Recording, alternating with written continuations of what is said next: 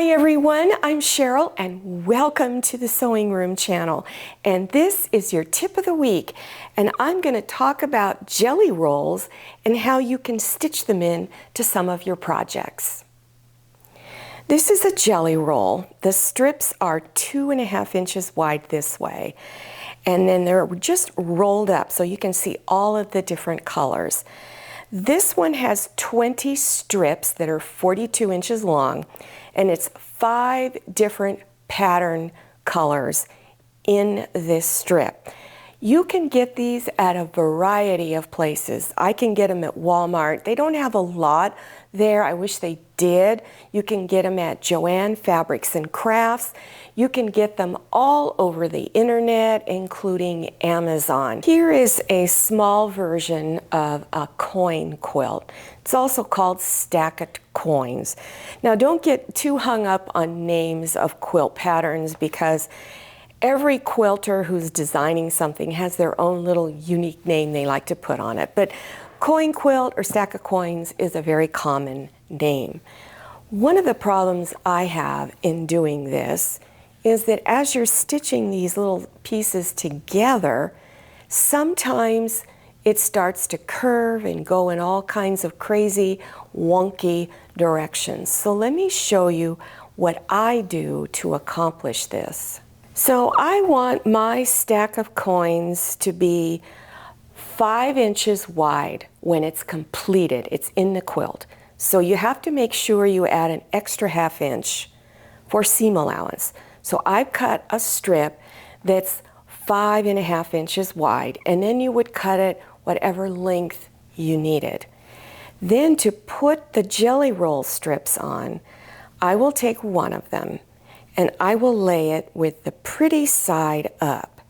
Now, I've cut my jelly roll strips wider than this. You want that because later on we'll trim all that off, so don't worry about it. So lay it up against the top edge here, the raw edge. Lay it flat. Now this is pretty side up. Now you're going to take the pretty side of the next one and bring it face down. Then I would advise you to pin it so that it does not shift. And then from the edge of the jelly roll strip in this way, you would stitch 1/4 inch seam. One of the suggestions I have for when you're stitching is to make sure your stitch length is not too short. If it's too short, it will cause the fabric to push in like this, and it's going to distort this piece of fabric here. Also, if your seam is just a little wavy, it's going to start causing that problem of it twisting. And this one's just a little wavy, but it's not that bad. So I'm going to show you what I'm going to do. So press it. Make sure this seam is pressed flat. Then unfold it and press on top. Try not to stretch your fabric. That's going to cause a lot of other issues.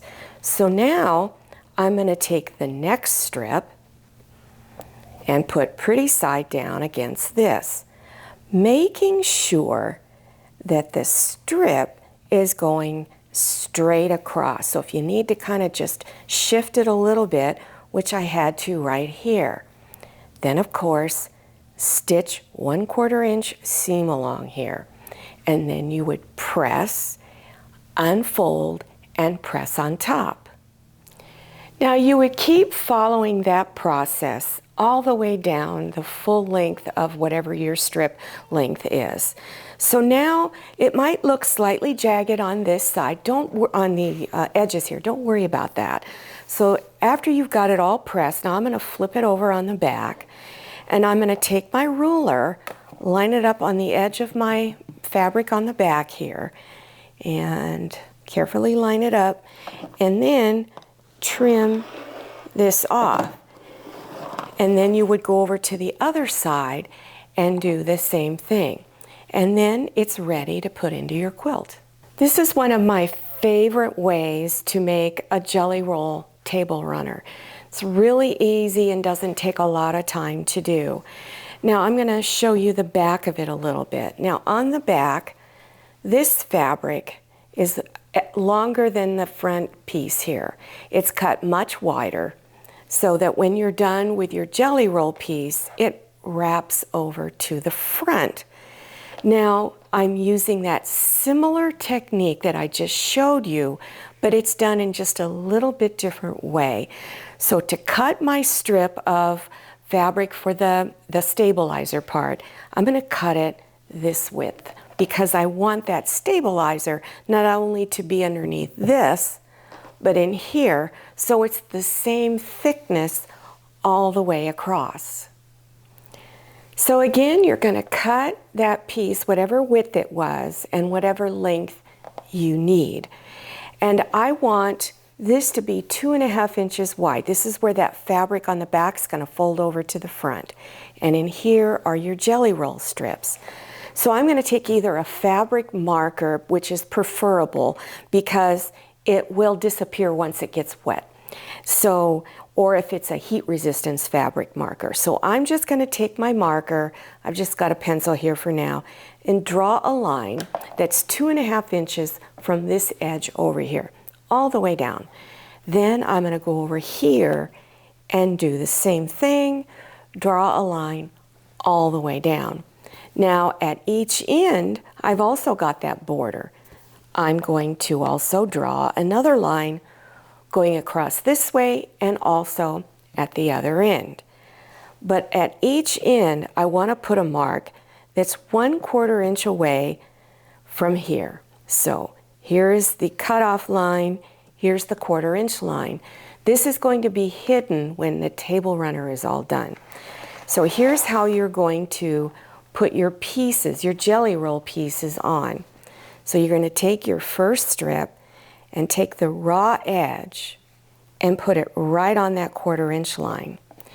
You also want to make sure that your strips are cut wider than where the lines are. So measure this, cut your strips at least 1/2 inch longer, and then line it up. Take your next one and place it. Now this is front side up. Then take your next one, this is my pretty side, front side. I'm going to put it face down. And we're going to stitch it on just like we did on the previous demonstration. So you would go ahead and stitch a 1/4 inch seam all the way across. So after you got your first one stitched on, then you press it, unfold, press again, and you keep adding them on like I showed you in the first demonstration. Then when you get to the end, you're going to hope that your last one comes out here. Now sometimes it doesn't. Mine went a little too far this way and over this way, but it's going to be okay because all I'm going to do now is just adjust this line, bring it up a little bit, and then cut some of this off. So sometimes you kind of have to what we call fudge a little bit to get it the way you want it. Now if you want full instructions on how to put the coin quilt or this jelly roll table runner together, the links to those will be listed below your YouTube screen in the description section. So scroll down, click on Show More or the down arrow, and it will expand open and you will see those links. I hope you enjoyed this tip of the week and that it was helpful to you. Now don't forget about the links listed in the description section. I'll also have other beginners sewing projects listed down there.